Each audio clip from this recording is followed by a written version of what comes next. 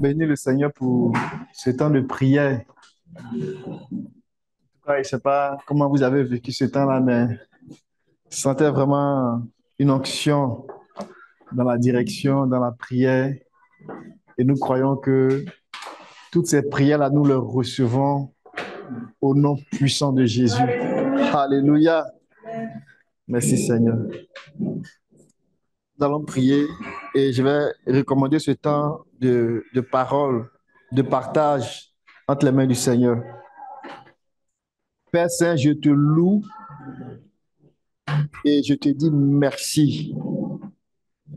Alors que, Seigneur, nous festoyons ta présence. Alors que, Seigneur, nous réjouissons de ta présence. Seigneur, tu viens, oh notre Dieu, pour nous prendre dans tes bras, oh Seigneur, pour nous garder en communion avec toi.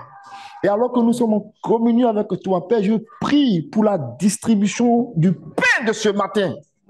Oh notre Dieu, que toi-même tu nous donnes à manger. Que toi-même, Seigneur, tu nous nourris, tu nous mets en communion avec toi. Et que nous soyons en phase avec ta pensée. Que nous soyons alignés avec ta pensée. Seigneur, nous savons que tu travailles avec le temps. Et lorsque nous sommes dans le temps, à chaque période, tu as une parole du temps. Tu as une parole du temps. Tu as une parole convenable pour le temps. Tu as une parole, Seigneur, nécessaire, suffisante, précise pour le temps. Seigneur, pour notre temps, nous prions. Donne-nous la parole de notre temps. Donne-nous l'éclairage de notre temps. Donne-nous la lumière de notre temps. Afin que, Seigneur, nous puissions, Seigneur, nous réjouir de tout ce que tu nous as donné. Et que rien, Seigneur, ne soit mis de côté. Que ton nom soit béni. Je bénis, Seigneur, nos cœurs. Je bénis nos cœurs qui, Seigneur, ce matin reçoivent ta parole. Je prie pour nos cœurs, Seigneur. Je prie pour nos frères qui sont ici et même ceux qui sont en ligne. Je prie, Seigneur, oh, que ces quelques paroles, que ces quelques versets, que ces quelques passages, que toi-même, l'Esprit glorifié, tu t'en serves. Tu les prennes, Seigneur, et tu accomplis ton œuvre dans nos vies. Seigneur, bénis ma bouche. Seigneur, bénis, Seigneur, le cœur de mes frères. Et que ce ne soit pas une œuvre de la chair. Et que ce ne soit pas une œuvre d'un homme. Toi qui connais les besoins de l'Église. Toi qui connais, Seigneur, les soupirs de l'Église. Oh, notre Dieu, viens nous parler ce matin.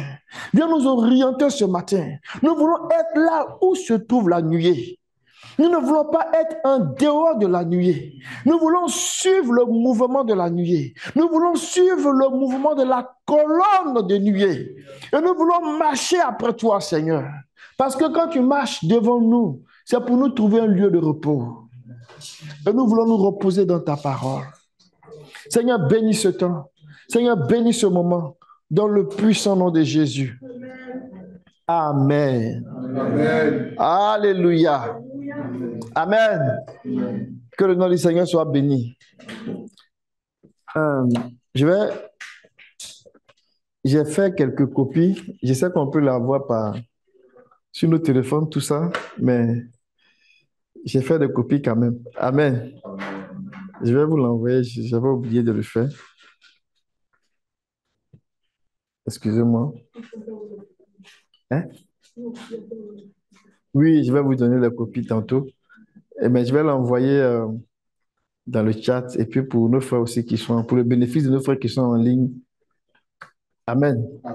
Ben, c'est quelque chose que nous avons déjà vu partager récemment. Et, pardon, tiens, je vais garder une copie papier.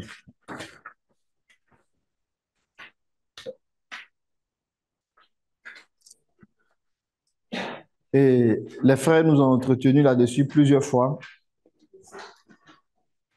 L'apôtre Paul dit que c'est bien de répandre des choses que nous savons. Parce que c'est comment?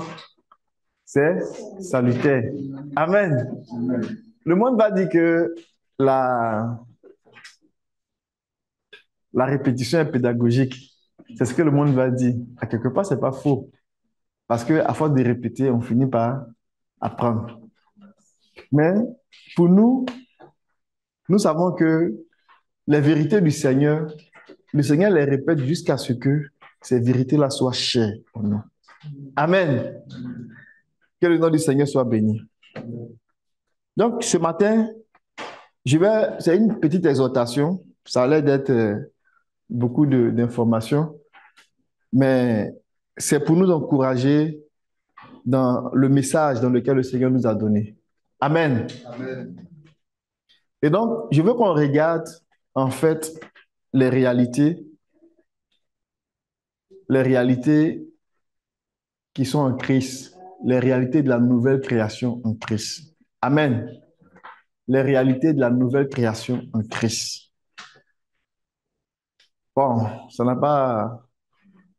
le sujet peut être comme un sujet de séminaire, mais soyons dans l'esprit d'une méditation. Amen. On va prendre quelques passages. Je vais prendre mon passage de base.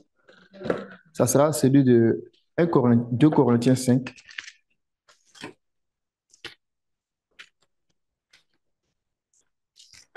2 Corinthiens 5. On va lire à partir du verset 17. Et on va aller jusqu'au dernier verset, verset 21. Si quelqu'un est en Christ, il est une nouvelle créature. Les choses anciennes sont passées, voici, toutes choses sont devenues nouvelles.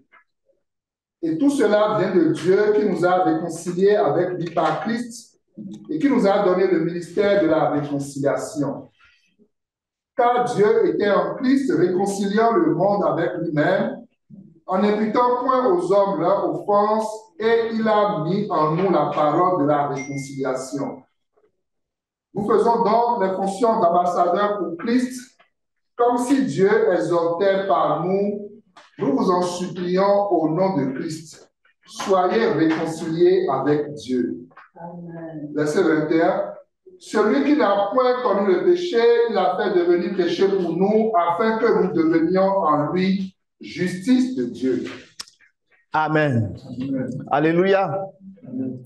Donc, ce que je veux qu'on considère ce matin, c'est de parler un peu des réalités de la nouvelle création en Christ. Amen. Amen. Lorsqu'on parle des réalités de la nouvelle création en Christ, on est en train de parler en fait des vérités que le Seigneur a accomplies pour la nouvelle création, des promesses qu'il a accomplies, des choses qu'il a faites. Il les a annoncées et il les a faites, il les a exécutées. Amen. Et très souvent, le peuple de Dieu n'a pas connaissance de ce que Dieu a fait. Dieu nous a fait la grâce de pouvoir comprendre ou bien de pouvoir saisir en fait l'étendue, pas dans sa toute profondeur là, mais des gros morceaux de l'évangile. Mais des fois, ça nous vient un peu comme si on voyait les hommes comme des arbres. Mais le Seigneur, au fur et à mesure qu'on avance avec lui, il rend ça très clair. Amen. Malheureusement, dans la communauté des croyants, il y a beaucoup de choses qu'on prend pour acquis. Et puis on se dit, oh, Jésus va venir, on sait comment ça va se passer. On se fait une idée là. Mais on n'a pas exactement la pensée de Dieu là-dessus. Aussi bien pour les choses à venir que pour les choses présentes ou les choses qu'on a déjà eues. Souvent, notre connaissance n'est pas très claire. Mais le Seigneur est en train de travailler dans l'Église. Quand je parle de l'Église, je ne parle pas seulement de l'Église de Québec. Il est en train de travailler dans le corps. Pour faire quoi? Pour nous emmener à sa pensée plus exacte de ce qu'il a commencé à faire depuis le début. Pourquoi? Parce qu'on ne peut pas exécuter quelque chose qui n'a pas été planifié. On peut faire ça, c'est possible de faire quelque chose comme ça sans planification. Ça va avoir les résultats de sans planification. Mais ce que je veux dire, Dieu ne peut pas exécuter quelque chose comme ça sans qu'il n'ait planifié. Mais ce qui est planifié nous donne de comprendre comment il passe de A à B jusqu'à Z. Donc, il établit d'abord la planification. Ensuite, il nous fait rentrer dans l'exécution de ce qu'il a planifié. Ça, c'est un principe qu'on retrouve partout. Les chargés de projet, là, ils sont au courant de ça. Tu ne peux pas débarquer quelque part et puis commencer à exécuter un projet. Non, tu vas te créer des problèmes. Tu conçois le projet et tu exécutes le projet. Amen. Et dans la conception, tu as besoin de connaître les affaires. Regardez ce que le Seigneur a dit à Ézéchiel. Il a dit que si le peuple là, qui me cherche, s'il rugit, s'il a cœur de comprendre, il faut lui montrer le plan.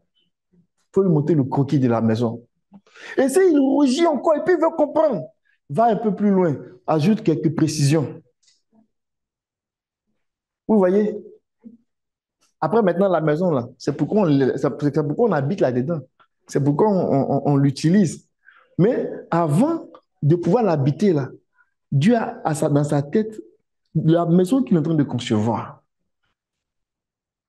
Mais il déroule ça progressivement en fonction de notre soif et de notre appétit. Amen. Il y a deux choses que l'Évangile nous présente et dans lesquelles Dieu veut nous établir solidement. Et ces deux choses, on peut les amener de plusieurs façons. Mais je vais l'amener d'une façon qui va peut-être nous être un peu plus simple en partant. Nous avons dit ici que pour ce qui concerne le salut, nous avons le salut général et le salut spécifique ou le salut, la vocation céleste. Mais quand on dit ça, on n'est pas en train de dire qu'il y a deux saluts. Il y a un seul salut. Amen. Mais ce seul salut que Dieu a pourvu pour l'homme là, il est tellement grand, il est tellement puissant. Dieu vient vers nous, vers un salut qui nous paraît simple, accessible, d'apparence. Et pour qu'on puisse posséder ce salut-là, et en marchant avec lui, il nous ouvre les yeux sur le salut dans lequel même il veut nous introduire. Je vais donner une image. Regardez le peuple d'Israël. Leur salut, là, peut-être que d'autres pensaient que c'était de quitter sous la servitude de Pharaon. Parce que pour eux, ils souffraient trop. S'ils sont délivrés de Pharaon, c'est fini. Ils sont sauvés. Amen. Amen. Mais c'était un niveau. Ils devaient être délivrés de Pharaon. Certes, il y avait la souffrance là-bas.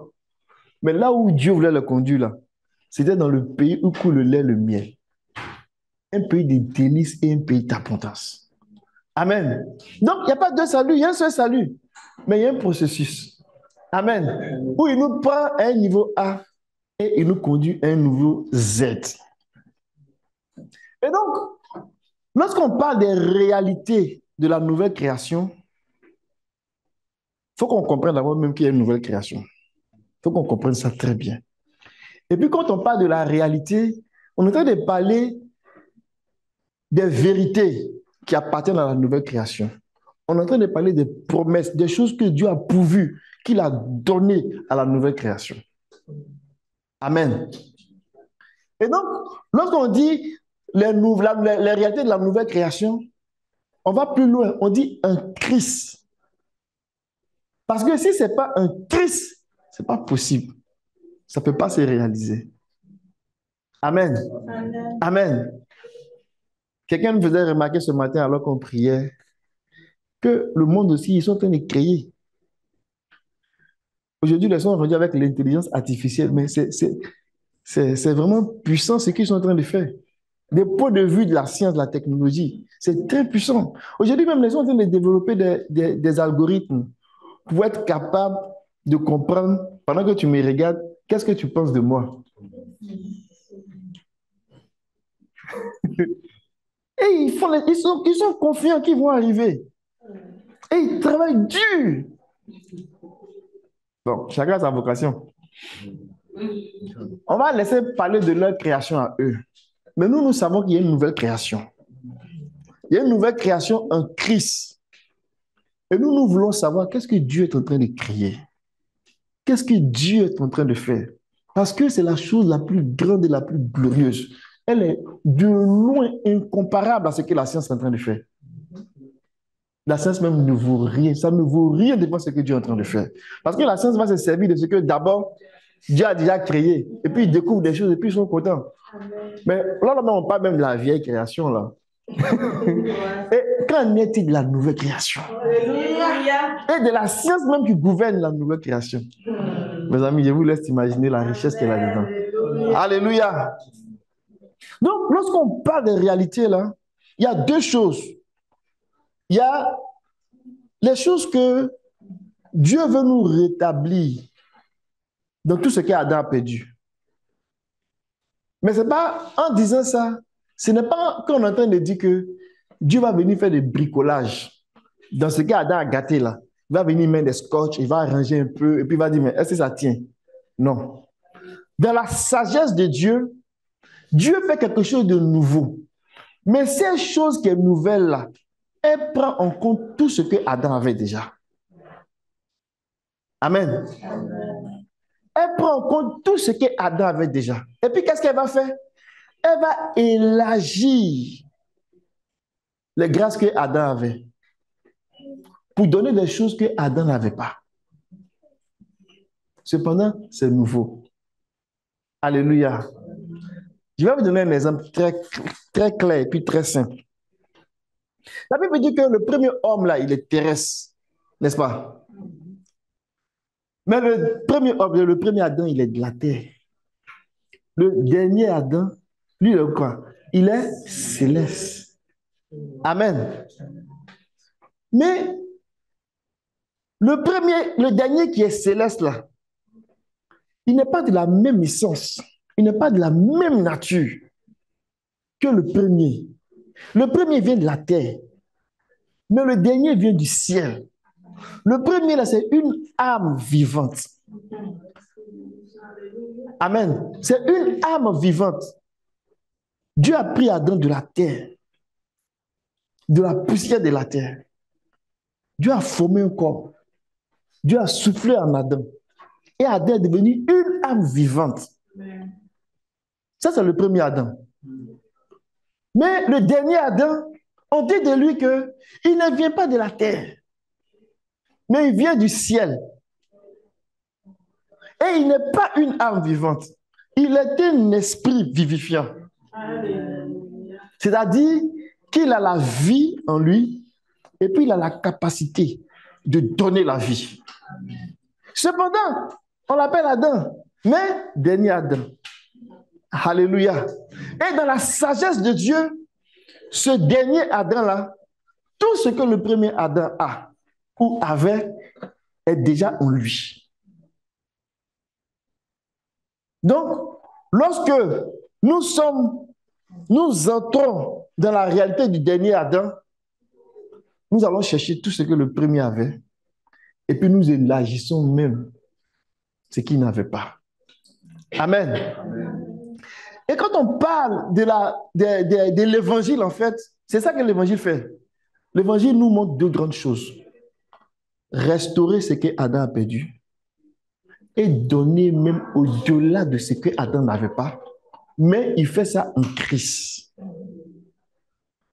Parce que s'il ne faisait pas ça en Christ, il n'avait pas cette capacité-là de faire l'extension. Il allait rester limité à ce qu'il a donné à Adam. Donc, le fait qu'il ait fait ça en Christ, ça vient nous donner la capacité, ça vient donner les marges au Seigneur d'aller plus loin. Alléluia. Alléluia. Et lorsque nous rentrons dans cette nouvelle création-là, nous comprenons qu'est-ce que Dieu a pourvu pour nous. Amen. J'ai fait un petit détour là, mais je voulais nous amener à comprendre que les réalités dans lesquelles nous entrons là, il y a deux grands niveaux. Il y a le niveau où Dieu va venir restaurer tout ce qu'Adam a perdu, mais il va pousser les limites encore. Et il va aller plus loin. Tellement il va aller plus loin, Adam qui se trouvait dans un rang inférieur aux anges, dans la création terrestre, Dieu va donner un Adam qui va se trouver dans un rang supérieur, mais dans la création divine. Au point que le nouvel homme que Dieu crée là, il se retrouve, on va dire, dans une nouvelle création, dans une nouvelle classe qui est au-dessus de la classe de Adam que nous avons connue. Amen. Ça, c'est important que nous sachions les réalités, les bénédictions qui appartiennent à la nouvelle création et que nous comprenions en quoi ces bénédictions-là, en quoi ces réalités-là, qu'est-ce qu'elles nous apportent en fait? On comprend exactement qu'est-ce que ça nous apporte, qu'est-ce que ces bénédictions-là viennent nous donner en fait. Et au-delà de la compréhension, que nous puissions les vivre. Et Dieu sera satisfait. Amen. Amen. Et donc, dans 2 Corinthiens 5, Paul va faire des déclarations très puissantes. D'abord, il dit que si nous sommes en Christ, nous sommes une nouvelle création. Dans d'autres versions, ils m'ont dit créature. Dans d'autres versions, ils m'ont dit création. Mais c'est la même chose. Gardons, ou du moins, chaque fois revenir sur création. Mais ce n'est pas parce que c'est quelque chose de différent. Une nouvelle création, une nouvelle créature. Amen. Il dit que si on est en Christ là, c'est que nous appartenons à une nouvelle création. Les choses anciennes sont passées et toutes choses sont devenues nouvelles. Qu'est-ce qui était ancien et qu'est-ce qui est nouveau? On va regarder ça dans l'Apocalypse. Allons-y dans l'Apocalypse, chapitre 21.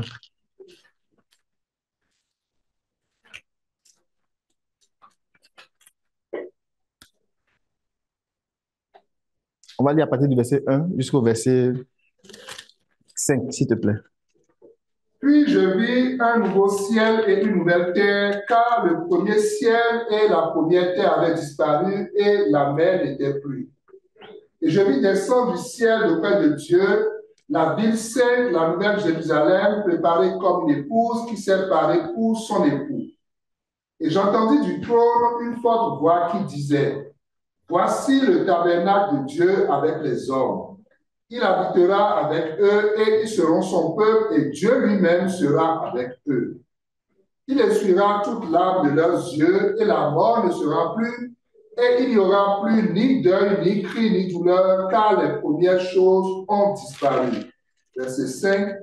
Et celui qui était assis sur le trône dit, « Voici, je fais toutes choses nouvelles. » Et il dit, « Écris car ces paroles sont certaines et véritables. » Amen.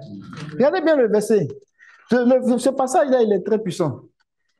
Il est puissant parce qu'il vient comme à un moment où le Seigneur vient faire une grande conclusion par rapport à l'œuvre de la rédemption. Le chapitre 21, le verset 1 du chapitre 21 nous dit, « Je vois un nouveau ciel et une nouvelle terre. » C'est un petit verset, mais les deux qui sont là-dedans, là, c'est-à-dire le nouveau ciel et la nouvelle terre, là, n'apparaissent pas un coup comme ça au même moment. Parce que la création même rend témoignage de l'ordre des éléments qui interviennent. Quand on lit Genèse chapitre 1, la Bible dit que Dieu a créé les cieux et Dieu a créé la terre. Amen. Au verset 2, on nous dit que la terre était informe et vide et les ténèbres recouvraient la terre. Mais l'Esprit de Dieu planait au-dessus des eaux. Amen. Était en contrôle de la situation. Mais si vous remarquez bien, on ne dit pas que la terre et le ciel sont gâtés, mais on dit la terre. Vous comprenez? Et donc, c'est à partir de cet instant-là, de ce constat-là, de ce chaos, que Dieu va intervenir. Mais quand Dieu intervient, le premier jour, il envoie la lumière. Amen. Il envoie la lumière. Et le deuxième jour, il fait sortir le ciel. Ce n'est qu'au troisième jour que la terre apparaît. Il y a un ordre dans lequel Dieu crée. Il en est de même quand on lit Apocalypse chapitre 21 là. Quand Jean nous dit, j'ai vu un nouveau ciel et une nouvelle terre, le nouveau ciel là, c'est l'Église. Amen. C'est l'Église qui est le nouveau ciel. La nouvelle terre là, c'est le reste des hommes qui ne sont pas rentrés dans le corps de l'Église là. Que l'Église va parfaire, que l'Église va travailler, que l'Église va bénir pendant la période des 1000 ans. Donc, quand il dit il a vu ça, c'est à la fin du travail, il est en train de montrer ce que Dieu, c'est comme une sorte de résumé. Tout ce que Dieu a commencé à faire depuis le début là. Il dit voici ça, c'est fini maintenant. Et les apôtres et les prophètes ont dit nous attendons un nouveau ciel et une nouvelle terre. Mais ce n'est pas des choses qui apparaissent comme ça. Ce n'est pas le ciel qu'on voit, ce n'est pas la terre qu'on voit. Ce sont des peuples. Ils n'apparaissent pas au même moment. Si le ciel n'est pas là, la terre ne peut pas sortir. Et on descend plus loin. Il va nous dire que j'ai entendu, verset 3, j'ai entendu du trône une voix forte qui disait voici le tabernacle de Dieu avec les hommes. Il habitera avec eux et ils seront son peuple et lui-même sera avec eux. Verset 4. Il essuiera toute l'âme de leurs yeux. La mort ne sera plus. Et il n'y aura plus ni deuil, ni cri, ni douleur, car les premières choses ont disparu. Si nous sommes en Christ, nous sommes une nouvelle création. Les choses anciennes sont passées et toutes choses sont devenues nouvelles. Très souvent, quand on lit ça, on pense à on était menteur, maintenant on ne ment plus. C'est vrai. Amen. Mais ça va au-delà de ça. Tout ce qui était dans le passé, que la mort est venue, je ne peux pas dire que la mort a envoyé à cause du péché. Tous les dégâts, tout ce chaos-là que l'ennemi a produit, le Seigneur vient, il fait quoi? Il dit, tout ça, il restaure tout. La preuve, c'est que quand on lit au verset 5, pour les nouvelles choses, il dit, et celui qui est assis sur le trône dit, voici, je fais toutes choses nouvelles. Mais c'est un processus. Avant d'arriver, pourquoi on dit, voici, toutes choses sont devenues nouvelles là, il va commencer à un moment donné, il va travailler jusqu'à ce que cette chose-là s'accomplisse. Amen. Amen. Dieu est en train de faire une nouvelle création. Dieu est en train de créer en fait. Dieu est en train de créer. Alléluia. Dieu est en train de créer. De la même façon que Dieu a créé Adam là, le premier Adam là, on va dire la race humaine là. Dieu est en train de créer. Mais pour que cette création-là soit possible, là, avoir une création qui est au-dessus des anges, nous avons dit qu'il a fallu que Dieu lui-même vienne. Amen. Il a fallu que Dieu lui-même vienne. C'est pour cela que lorsqu'on regarde les âges, on regarde le temps, on voit que c'est seulement avec la venue de Jésus qu'on est rentré, on va dire, dans le commencement, dans le début de cette création-là.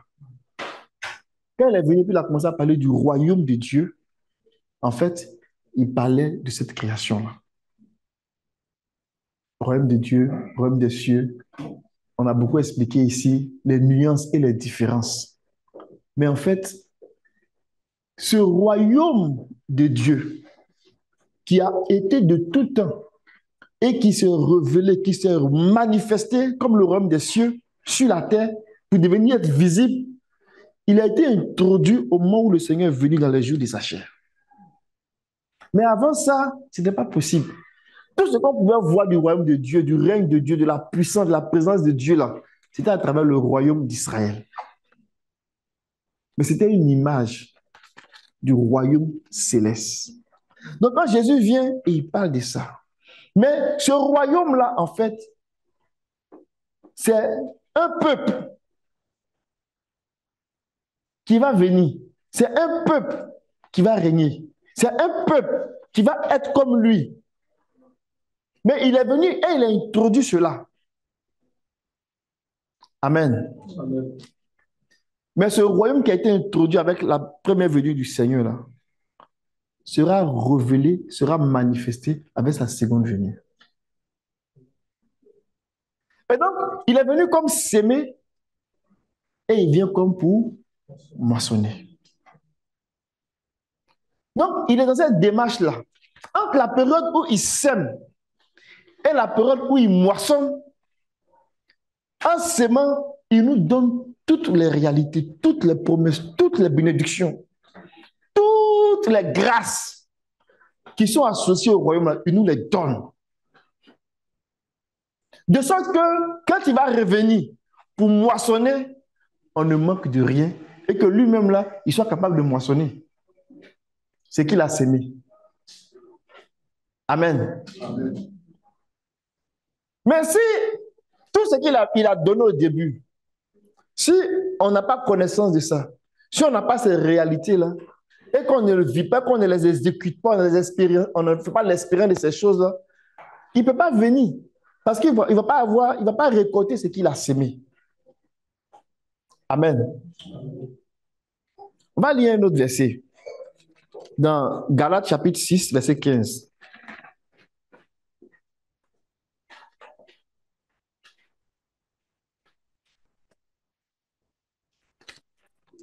C'est un peu chaud, hein?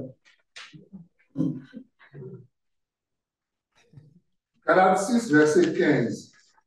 Car ce n'est rien que d'être circoncis ou incirconcis. Ce qui est quelque chose, c'est d'être une nouvelle créature. Amen. Tu peux prendre une version Sémé, s'il te plaît.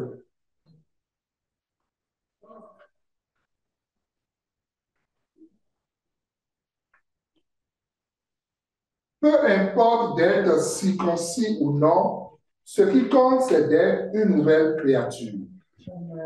Parole de vie.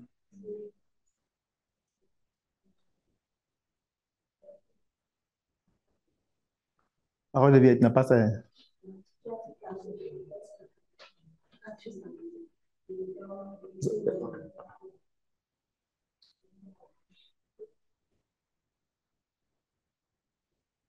Être circoncis ou ne pas être circoncis, cela n'a pas d'importance.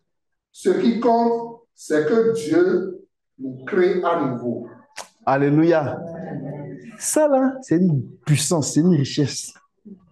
Ils discutaient sur la loi. Moïse a dit ça, toi, tu viens dire ça. Paul dit, ça, c'est pas important.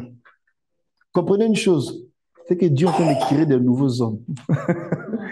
Alléluia. Ce qui est important, là, c'est que Dieu est en train de créer de nouveaux hommes. Amen. Amen. Dieu est en train de créer de nouveaux hommes. Dieu n'est pas en train de réparer Adam. Non. Les morceaux sont tellement gâtés là. Ça va prendre trop de temps. Pas que Dieu ne fait pas faire ça, mais ce n'est pas ça qui l'intéresse. Il y a autre chose qui l'intéresse. Dieu est en train de créer à nouveau. Alléluia. C'est parce que Dieu est en train de créer à nouveau que les prophètes ne pouvaient pas faire ce travail-là. Aucun homme ne pouvait faire ce travail. Il fallait que lui-même vienne. Parce qu'il s'agit de la création. Il faut que le Créateur lui-même soit là. Amen. La matière première qu'il utilise là, c'est les hommes qui sont nés du premier Adam, qui sont nés de chair et de sang. Parce qu'il ne veut pas aller créer à partir de travailler sur les arbres. Non. Des hommes qui sont nés de chair et de sang là, c'est sa matière première qu'il utilise. Et de même que nous sommes nés des hommes, Dieu va nous faire naître de lui. Il va nous faire naître de l'esprit. Mais cette naissance-là, c'est les hommes qui créent à nouveau. Amen.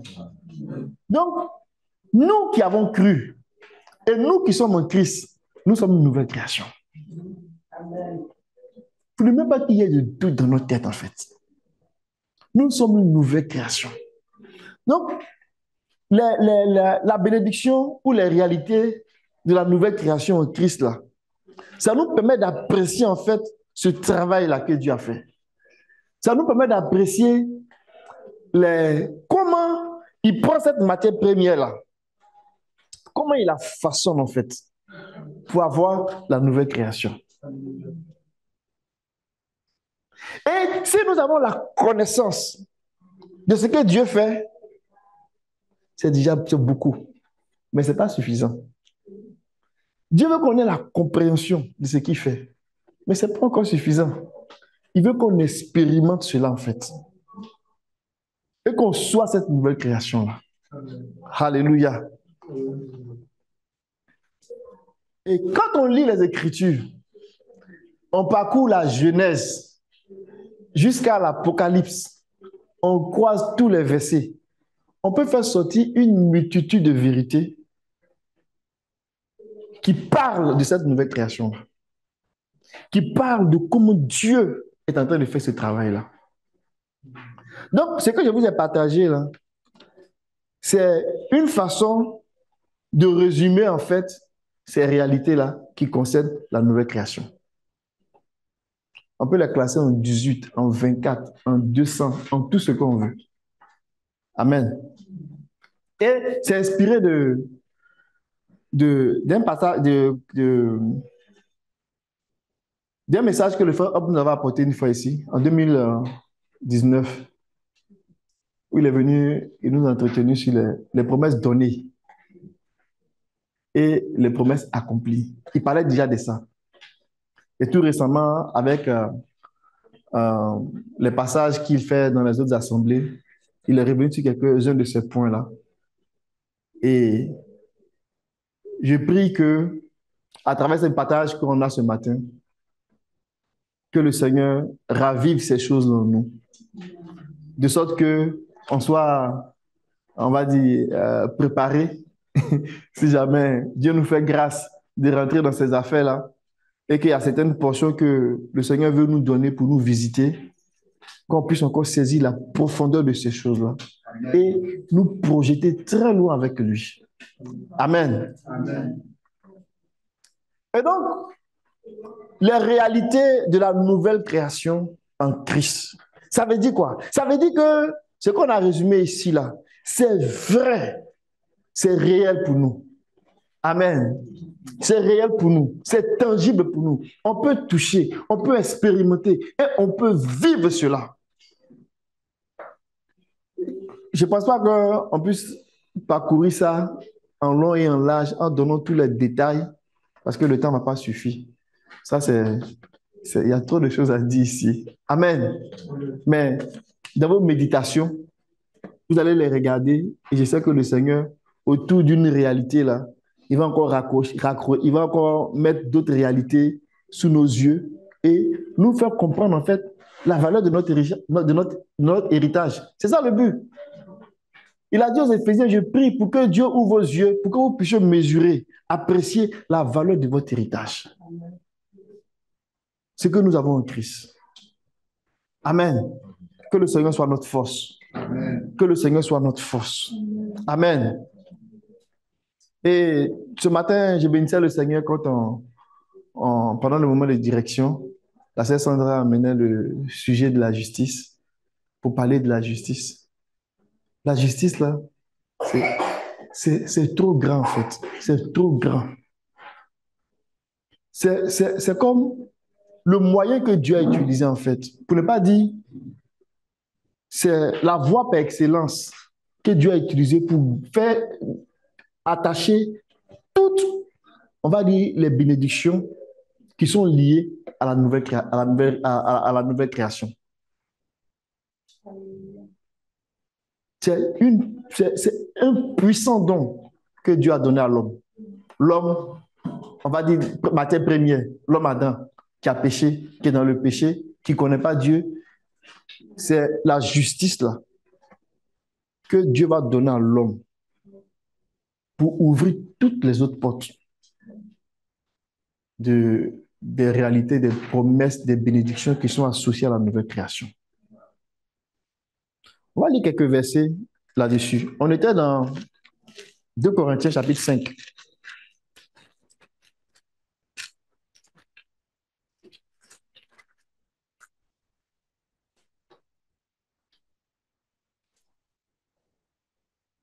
Le problème de l'homme,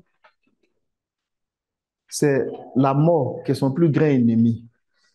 Amen. Et si Dieu ne faisait rien, l'homme allait disparaître.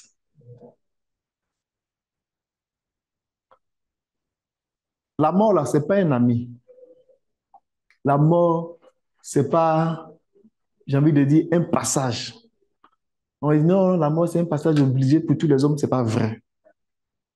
La mort n'est pas un passage obligé pour tous les hommes. Ce n'est pas vrai. Oh, tout ce qui naît meurt. Ce n'est pas vrai. La mort n'est pas le passage obligé. Parce que le Seigneur a dit, nous ne mourrons pas tous. Ça nous suffit. Alléluia. On dit, mais depuis que le monde est mort, qui? Nous ne mourrons pas tous.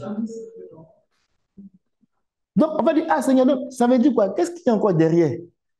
Qu'est-ce que ça implique si nous ne mourrons pas tous? Alléluia. Parce que Dieu vient régler un problème. Il vient régler la question de la mort. Mais la mort est rentrée dans le monde à cause du péché. Donc, les ennemis de Dieu, je peux dire ça comme ça, les choses qui sont venues comme perturber le programme de Dieu, c'est le péché et la mort. Dieu a fait à eux. Amen. Donc, au travers de la justice, qu'est-ce que Dieu va faire? Au travers de la justice, Dieu va venir régler la question du péché. Il va venir régler la question de la mort. Je vais dire une autre chose. C'est que la mort, c'est que le péché est pour la mort là. Si on fait un petit parallèle là, on voit que l'opposé de la mort, c'est la vie. Amen. L'opposé de la mort, c'est la vie. L'opposé du péché, c'est quoi? L'opposé du péché, c'est la justice. Mais qu'est-ce que le péché? Comment le péché est lié à la mort? Le péché qui conduit à la mort. On va lire 1 Corinthiens 15. Pourquoi on peut se rendre compte de la puissance de la justice, en fait? 1 Corinthiens 15, on va lire le verset 50,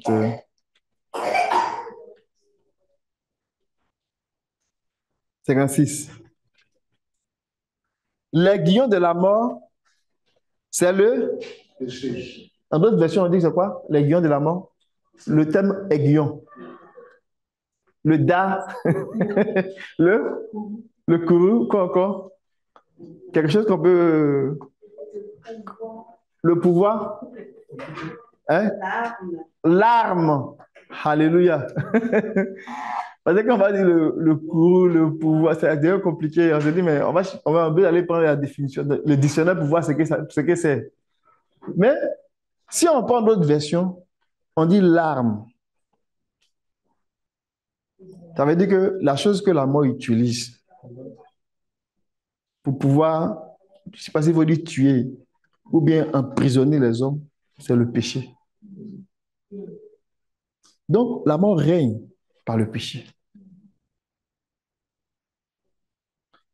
De la même façon, si l'opposé de la mort, c'est la vie, hein? L'opposé de la mort, c'est la vie. Amen. L'opposé du péché, c'est la justice. On va le voir. L'opposé du péché, c'est la justice. Et de la même façon que la mort règne par le péché, la vie règne par la justice. Oh, Dieu veut qu'on règne, mais ce n'est pas la justice qu'on va régner. On va lire 1 Corinthiens, non, Romains 5.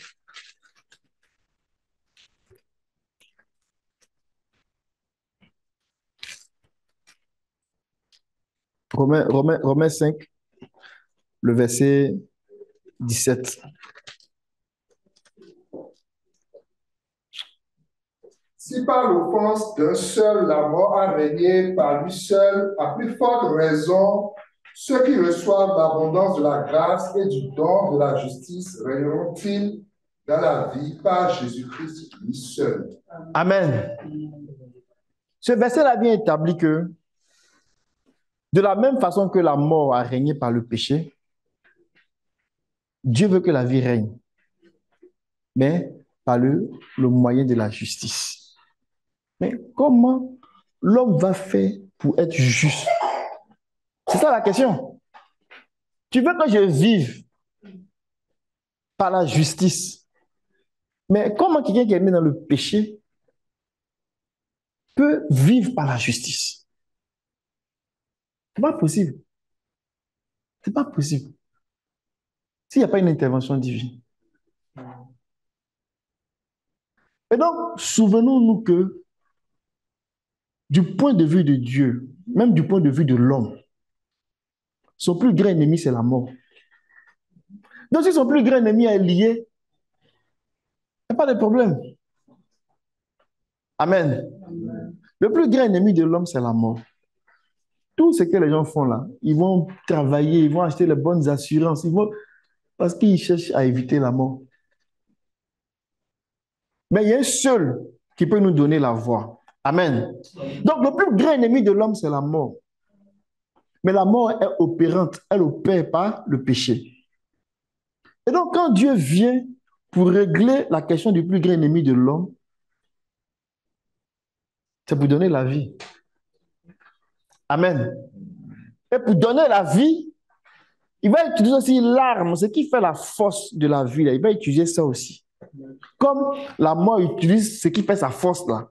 Ce qui fait la force de la vie, il va l'utiliser. La justice. Et donc, ce qu'il fait, le verset nous dit ici que Dieu vient nous donner ça comme un don. Quand on te donne un don, là, tu fais quoi? Est-ce que tu calcules? Et ça coûtait combien même? Ah, non, tu es content, tu reçois. À moins que, bon, tu as quelqu'un, bon, qui a d'autres aspirations, puis tu méprises et puis tu fous au pied. Mais quand on te donne un don, tu reçois. Amen. Et donc, quand nous recevons la justice de Dieu, c'est le début d'une grande victoire. C'est le début d'une grande œuvre. Sans compter même ce que Proverbe dit. Proverbe dit quoi? C'est par la justice que quoi? Que la mort est détruite. Mais ces choses-là étaient un peu comme voilées. Mais quand Jésus arrive, il va venir établir ça comme les vérités solides. Donc, la nouvelle création, en fait, en Jésus, là, ça nous est donné par l'évangile. Amen. Donc, un homme qui est un homme, on va dire, de Adam, hein, le premier Adam, un homme qui ne connaît pas Dieu. Mais quand il reçoit l'évangile va venir nous présenter la justice de Dieu. Amen. Parce que il est livré à lui-même. Si Dieu ne fait rien, il va mourir. Et donc, quand Dieu vient, Dieu nous aime. Alléluia. Donc, par son amour, Dieu va venir. Il va trouver une sagesse. Donc, l'amour, la sagesse. Et cette sagesse-là, ça fait quoi? C'est de nous envoyer, au moyen de sa puissance, à découvrir ce que c'est que sa justice. Et si on découvre sa justice, qu'on a saisi par la foi, ça nous introduit dans une nouvelle réalité à laquelle il a attaché un ensemble de réalités qui vont venir travailler en nous, nous façonner et faire quoi? fabriquer cet homme nouveau-là que nous sommes. Amen. C'est pour cela que la Bible dit dans Romains chapitre 1, l'évangile est la puissance de Dieu. On va lire ça. Alléluia. Il dit, car je n'ai point honte de l'évangile. C'est la puissance de Dieu pour Romains chapitre 1, verset 1 à 10, 16 à 17. Il dit, c'est la puissance de Dieu pour le salut de quiconque croit, du juif premièrement, puis du grec. Parce que en lui est révélée la justice de Dieu. Amen. Mais la justice de Dieu a besoin d'être révélée. Parce que c'est le point de départ. Pour nous montrer le chemin de la vie. Amen. C'est par la justice que la vie règne. C'est par la justice que la vie règne. Et donc, Dieu a besoin de nous révéler la justice. Alléluia. Donc, autour de ça, là, Dieu va construire son histoire. Dieu va bâtir son histoire. Dieu va faire beaucoup de choses pour qu'à la fin, là, on soit l'œuvre de la création qui est comme lui. Alléluia. Et qui est dégagé de la mort. Quand il va finir, il va dire, il n'y a plus de deuil, il n'y a plus de pleurs, il n'y a plus de cris. Pourquoi? Il n'y a plus même de mort. Alléluia. Les choses anciennes sont passées et toutes choses sont devenues nouvelles. C'est pour cela que quand on revient dans 2 Corinthiens, chapitre 5, quand il parlait de la nouvelle création et qu'on avance un peu plus loin, il va donner un peu plus de détails. Il va dire, à partir du verset 17, là, que je relis, 2 Corinthiens 5, verset 17, si quelqu'un est en Christ, il est une nouvelle créature. Les choses anciennes sont passées. Et voici, toutes choses sont devenues nouvelles. Amen. Et tout cela vient de Dieu qui nous a réconciliés avec lui par Christ. Et il nous a donné le ministère de la réconciliation. C'est glorieux. Amen. Il nous a donné le ministère de la réconciliation. Parce que l'homme avait besoin d'être réconcilié avec lui. Donc, il a choisi des hommes à qui il a donné ce service-là. Pour qu'on aille chercher d'autres hommes pour se réconcilier avec lui. Amen. Car Dieu était en Christ, réconciliant le monde avec lui-même.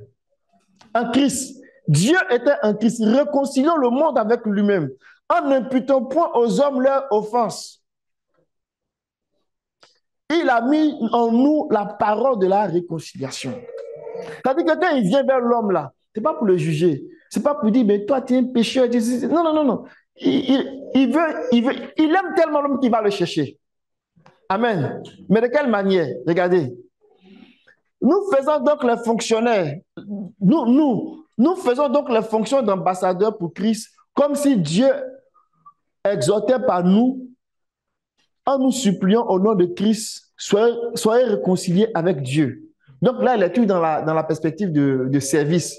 Dieu leur a confié un service pour réconcilier les hommes avec lui. Mais la puissance de ce message-là vient au verset 21. Qu'est-ce qu'il dit?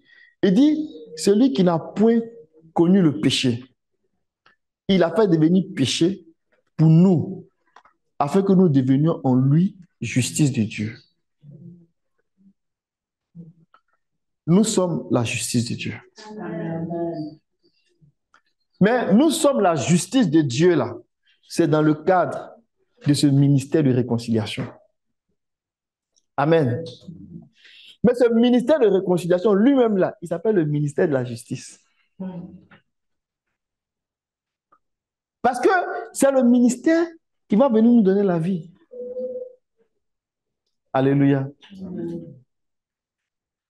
Dans d'autres versions, je ne sais même pas si j'ai encore les versions là, prends parole de, peut-être sémeur et parole de vie. Des fois même ils disent des choses qui sont très fortes.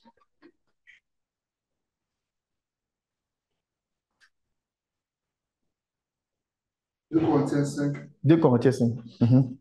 Pendant ce temps, j'ai cherché d'autres versions ici que j'avais vues déjà. 2 Corinthiens 5, prends parole de vie, pense sémeur. Que le Seigneur nous fortifie. Il fait chaud, l'atmosphère est plaisante, c'est pas évident. Mais le Seigneur est fidèle. Semeur dit, celui qui était innocent de tout péché, Dieu l'a condamné comme un pécheur à notre place pour que dans l'union avec le Christ, nous soyons justes aux yeux de Dieu. Amen. C'est quand même fort. Pour que tu portes le nom de pécheur là, il faut que tu naisses de la race d'Adam. Parce que la Bible dit que parce qu'Adam a péché, donc tous ceux qui sont nés après lui là, hein, ils ont le péché en eux. Mais lui, il n'a pas été conçu d'un sang de Adam. Amen. Donc, la nature de péché là, il ne peut pas avoir ça. Il est sans péché. Mais parce que Dieu veut qu'on soit juste, parce qu'il doit s'appuyer là-dessus pour faire son travail, il a pris sur lui-même de porter ce nom de pécheur. Quoique, il n'a pas été conçu dans la nature d'Adam.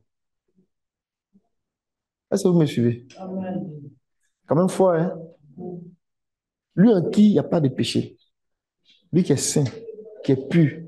Jean dit en lui, là, il n'y a pas de ténèbres. Mais il a accepté d'être considéré comme un pécheur. Si on prend cette version-là, il a porté nos péchés. Donc quand on le voyait, c'est comme si c'était un pécheur. Il a porté nos péchés. Pourquoi? Pour que nous soyons appelés justice de Dieu.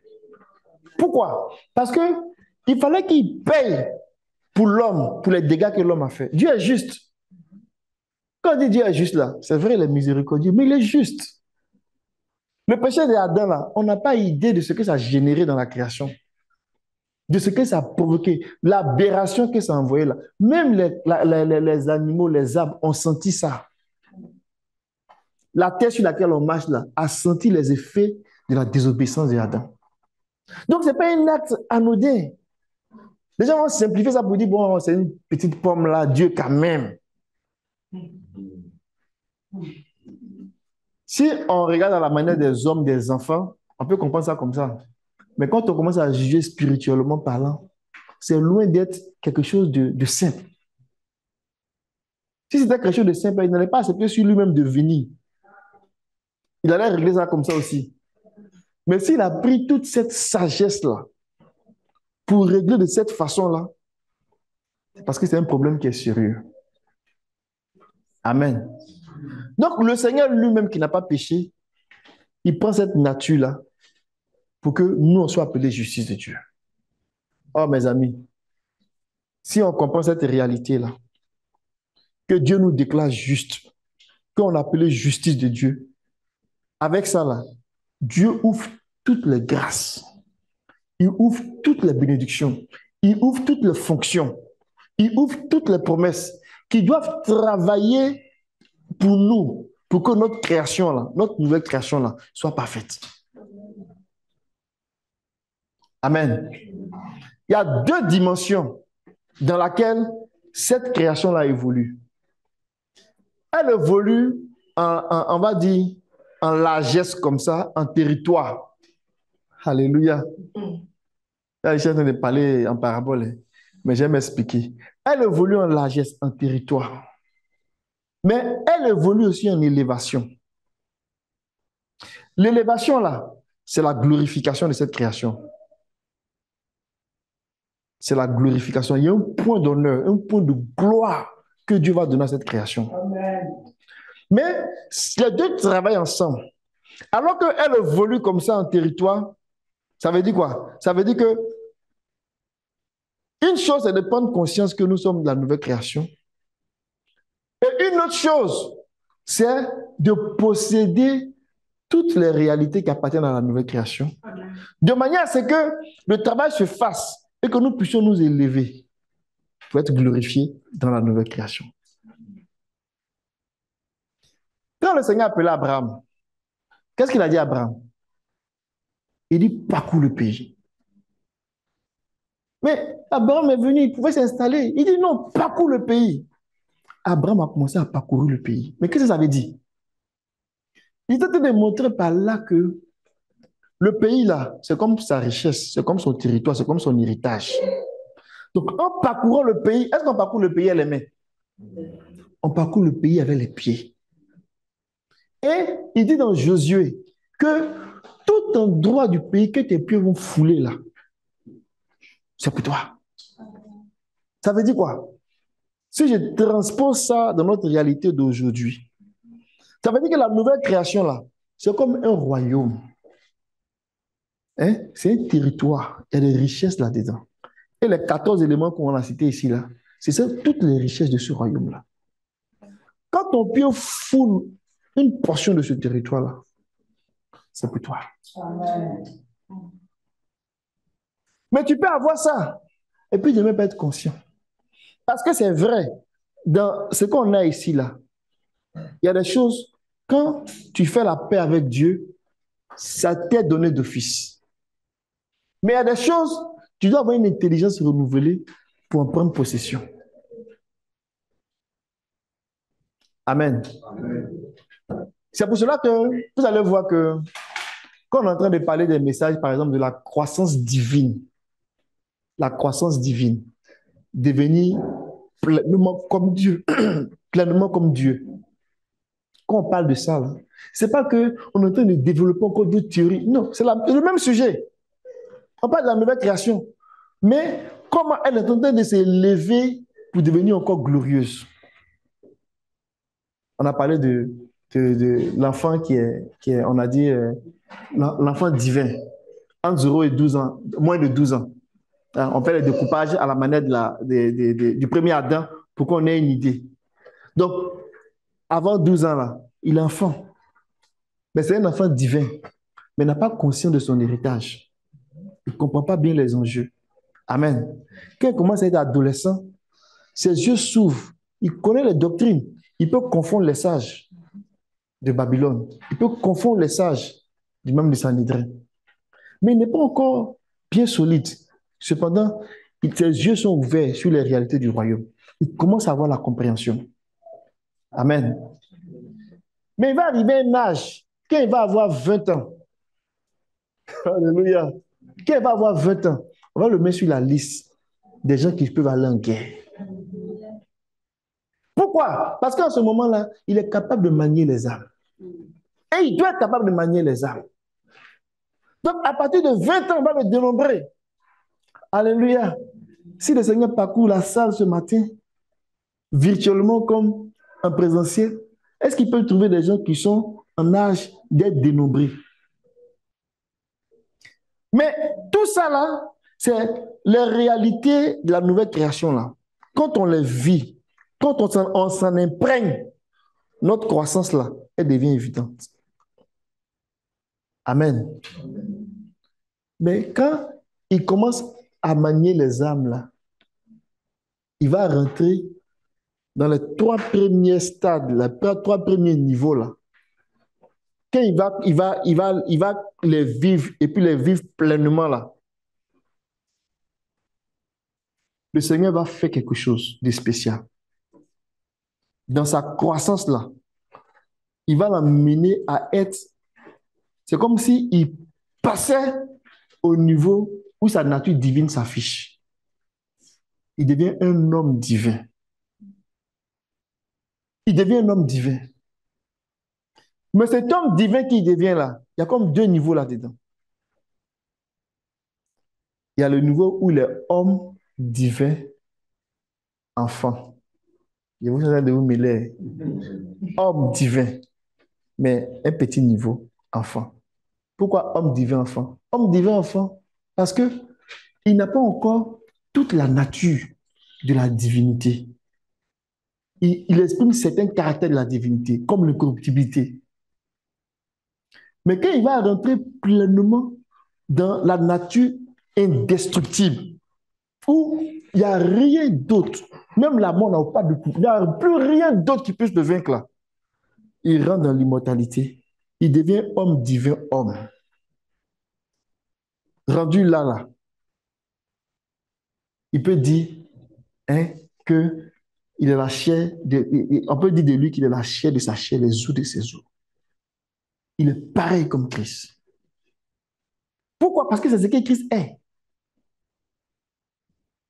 Mais quand on parle de ces réalités-là, ce n'est pas pour faire joli, ce n'est pas pour montrer des doctrines. C'est là-bas que Dieu veut nous conduire. Mais les outils que Dieu nous donne là, ce sont ces promesses-là. Quand nous commençons, quand nous les vivons, quand nous demeurons là-dedans, c'est élargir notre richesse. Amen. Que Dieu nous aide. Que Dieu nous donne cette intelligence-là. Que Dieu nous donne de connaître ces réalités-là, de les comprendre et de les expérimenter. Amen. Depuis que le Seigneur a commencé à nous enseigner la justice, la question du péché là, a commencé à être traitée sérieusement dans l'Église. La crainte de Dieu a commencé à grandir. Parce que la justice là, elle traite la question du péché. Pour aller traiter la question de la mort. Amen. En fait, la justice là, ça nous ouvre la porte de la beauté morale.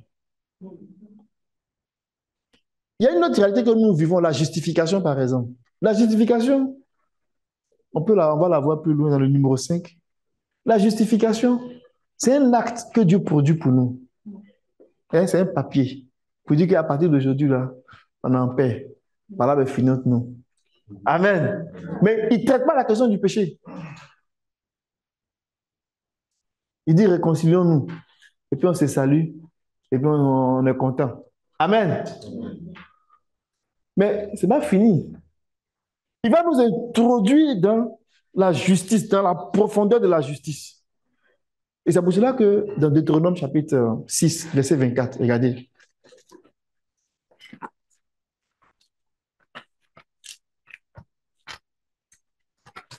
Je pense que j'ai le bon verset. Hein, on dit, c'est ton verset, ça. Moi, j'ai écrit parole qui est claire. Verset 25, c'est ça? Alléluia. Il dit, tu peux lire ça, mon frère.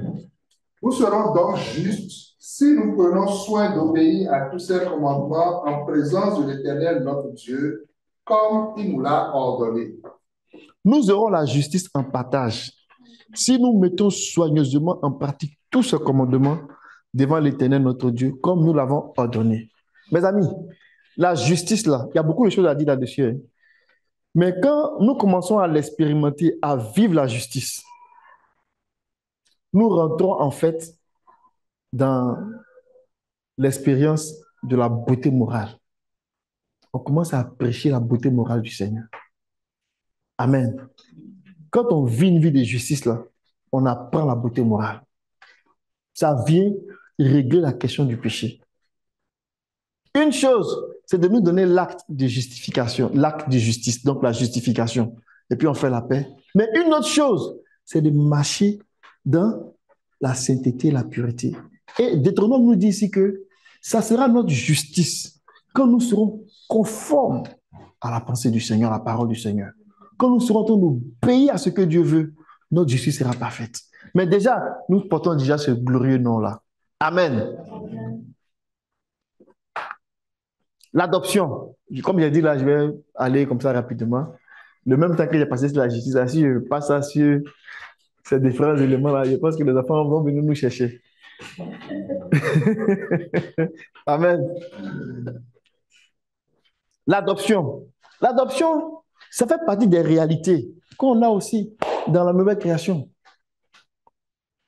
Il y a beaucoup à dire, hein, mais le but ici, ce n'est pas de donner tous les éléments. C'est pour qu'on puisse comprendre que ces choses existent, elles sont disponibles pour nous. Et quand nous les vivons, quand nous demeurons là-dedans, quand nous nous élargissons de façon horizontale, quand nous accroissons notre territoire, dans le même temps, nous nous élevons aussi dans la gloire, dans les différents règnes, ou bien les différents niveaux de croissance pour atteindre l'homme divin, homme. Amen. Amen. Ça veut dire quoi? Ceux qui se souviennent du séminaire de Québec, on avait parlé de l'enfant mâle. Vous vous souvenez, non? Mais en parlant de l'enfant mâle, on n'était pas en train de parler d'un enfant en réalité. Mais on parlait en fait d'un niveau de croissance, mais qui s'est passé à un moment donné. Regardez, Apocalypse 12 nous parle d'une femme qui est enceinte. Mais que ça veut dire que c'est en ce moment-là que, quand elle accouche, qu'on est de nouveau. Non, non. La nouvelle naissance, là, ça a commencé depuis. Ça a commencé depuis. Quand on est en Apocalypse chapitre 2, 3, là, elle est déjà enceinte. C'est pas vrai? L'église est déjà enceinte.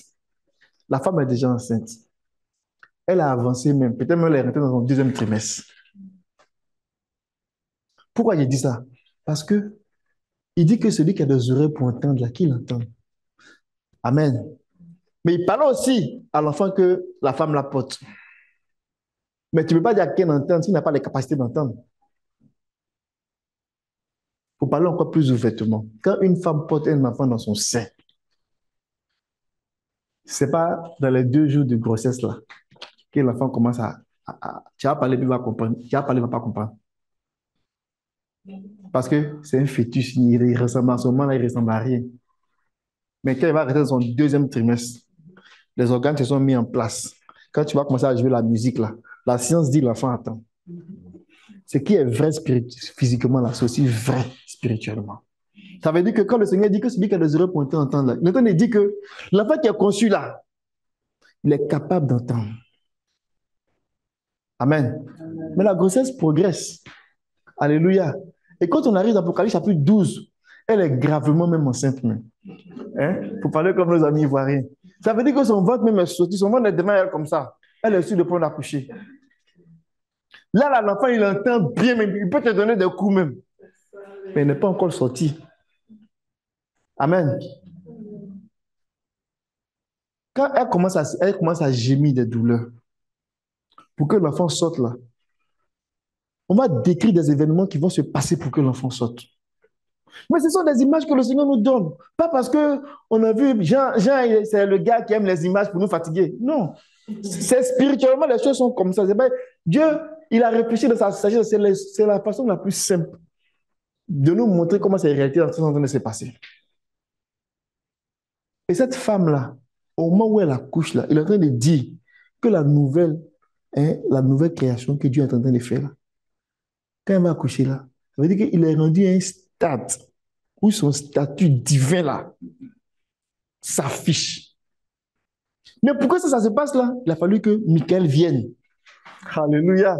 Parce qu'il y avait beaucoup d'ennemis qui empêchaient le travail, mais ils ne pouvaient pas la toucher. Parce que les réalités dans lesquelles elle vivait ici, là, ça dégageait une lumière qui est telle que il ne pouvait pas s'approcher d'elle. La Bible dit qu'il était comme rouge feu en face d'elle. Il ne peut pas la toucher. Elle était enveloppée de soleil.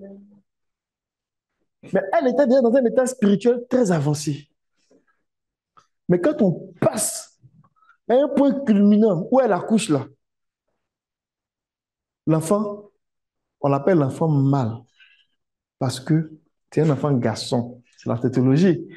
Mais au-delà des garçons là, je vais dire que c'est un enfant qui a comme cristallisé un certain niveau de la divinité en lui. Mais le travail n'est pas encore achevé. Et parce que c'est un enfant qui peut être vulnérable encore à certains égards. Le Seigneur le prend, va le préparer. Et puis après, le Seigneur le met sur le trône. Quand on dit met sur le trône, là, ce n'est pas s'asseoir sur un trône physique. Mais ça veut dire que le Seigneur lui donne l'autorité de dominer, d'exercer le jugement. Et c'est pour cela que quand on arrive dans l'Apocalypse chapitre 15 et qu'on nous parle de cet enfant-là, il est devenu homme, un homme divin, un homme divin, homme. Ça veut dire que le travail accompli, le travail achevé. Que Dieu nous aide. Amen. Que Dieu nous aide. Je vois que le temps a avancé. Je vais atterrir. Donnez-moi 5 minutes. L'adoption L'adoption, c'est pour devenir comme lui. Alléluia. L'adoption, là, c'est Dieu nous fait grâce et nous adopte là pour nous donner la même nature que lui. Vous voyez que s'il n'y a pas l'adoption là, on ne peut même pas se prévaloir de la nature divine. Quand tu adoptes un enfant, il vient dans ta famille, puis il devient comme toi. Il est comme, on peut pas, il porte ton nom, il porte tout de toi. Dieu nous adopte. Alléluia. Il nous appelle ses enfants. Il nous accorde le pardon des péchés. Mais pour faire quoi? Pour nous libérer de la puissance du péché. Parce que cette nature divine-là, mes amis, le péché n'a pas son mot à dire là-dedans. Avant que la nature divine ne soit en nous pleinement là, Dieu traite la question du péché. Il nous délivre de la puissance du péché. Mais avant d'arriver à la délivrance de la puissance du péché, il commence déjà par le pardon des péchés. Mais ça n'arrête pas là. Il va continuer à faire un travail. Amen. Il a dépouillé toutes les autorités et les principautés. Il nous a délivrés même de celui qui détient la puissance de la mort. Ça, là, c'est une réalité pour nous. On n'a pas besoin d'intermédiaire. Si on comprend ça, là, c'est une réalité pour nous. On va venir te dire, non, tu as fait des alliances, tes parents, tu ne sais pas ce qu'ils faisaient, donc il faut faire vraiment des jeûnes de sacrifices, de consécration pour délier des affaires. Tu peux jeûner. Ça va se faire selon ta foi. Mais si tu comprends que le Seigneur t'a délivré et que Satan n'a plus rien à voir avec toi, tous tes péchés ancestraux là sont vraiment brisés. Amen. C'est ce que les Écritures disent. Il y a des choses, tu n'as pas besoin de jeûner. Il ne dit pas dans le livre, il ne faut pas qu'on jeûne. Au contraire, il faut jeûner pour chercher le Seigneur. Mais il y a des choses qui sont déjà données. Tu n'as pas besoin de jeûner pour ça. Tu prends. Amen. Tu t'assois dessus et puis tu déclares. La justification, on en a parlé. Nous sommes héritiers. On est héritier de tout. Parce que Christ est héritier de tout. On est co-héritier avec lui. Amen. Amen. La rédemption. On parle souvent de la rédemption niveau 1, niveau 2. Il y a une seule rédemption. Mais dans la croissance, là, dans les niveaux, hein, il y a, on va dire, la première rédemption où le Seigneur nous rachète. Et la dernière rédemption où le Seigneur, non seulement il nous a rachetés, mais il nous transforme notre corps. Mais l'idée de la rédemption, là, c'est l'idée des rachats. Ça veut dire quoi? Ça veut dire que Dieu il a fait de nous sa possession. Allez-y chercher la femme d'un homme. Vous allez voir ce qu'il va vous montrer. Donc, quand tu as la possession de quelqu'un, et que cette personne est puissante là, quelqu'un va venir jouer sa possession. Donc, quand on parle de rédemption là, comprenons que nous sommes la possession de Dieu. Et ça a pris d'argent qu'il a payé le rachat pour nous. Que Dieu nous aide à comprendre ces réalités-là. Nous pouvons utiliser le nom de Jésus. Alléluia. Dans Actes chapitre 3, il a dit, je n'ai ni or ni argent, mais ce que j'ai, je te le donne au nom de Jésus. En fait, c'est son argent qui est là. C'est la monnaie. Le nom de Jésus, c'est la monnaie. Pour faire toutes sortes de transactions. Mais il faut avoir le droit d'avoir ce nom, d'utiliser ce nom-là. Parce que ce n'est pas tout le monde qui peut utiliser ça. Mais nous avons ce droit-là. C'est une réalité que nous avons. Et les gens qui ne sont pas dans cette réalité, qui veulent l'utiliser, le diable leur montre quelque chose. Amen. Tu n'as pas besoin de dire au nom de Jésus que Paul... Non, non, toi-même tu peux dire. Alléluia. Nous avons la vie en abondance. Nous avons la domination. Mes amis, c'est une réalité. Parce que nous sommes assis dans les lieux célestes avec lui. Ça veut dire que nous sommes assis au-dessus de tout ce qui peut avoir un nom. Ce n'est pas quand on dit on va aller au ciel. Non, là, on a dit au ciel. Parce que nous opérons dans le ciel, l'Église. Amen. Amen. Nous avons accès à tous les trésors. Toutes les sagesses là sont disponibles. Pour ne pas dire tous les trésors de la sagesse. Tous les trésors de la sagesse sont disponibles. Au point que, à un certain niveau même là, on enseigne les anges. Et puis on dit, passe ici. Ici, là, il ne faut pas passer là. Il faut passer ici. Pourquoi? Parce que la Bible dit que Dieu même trouve la folie chez les anges. Mais à l'église, et par l'église, les anges même, ils apprennent à comprendre ce que Dieu est en train de faire. Cette nouvelle création, c'est hors de portée des anges. C'est au-dessus des anges. Amen. Que Dieu soit béni. Nous sommes éligibles à la sacrificature de Christ. Alléluia. Parce qu'il fait ce travail-là. À la fin, j'ai vu un nouveau ciel, une nouvelle terre. J'ai vu un nouveau ciel là. C'est elle qui va travailler, ce nouveau ciel-là qui va travailler pour avoir la nouvelle terre. Mais il va travailler avec des sacrificateurs. Et nous rend éligibles. Alléluia. Des sacrificateurs de Dieu. Amen. Nous sommes des sacrificateurs pour Dieu, pour devenir des sacrificateurs de Dieu. Nous sommes comblés de toutes sortes de bénédictions en Christ.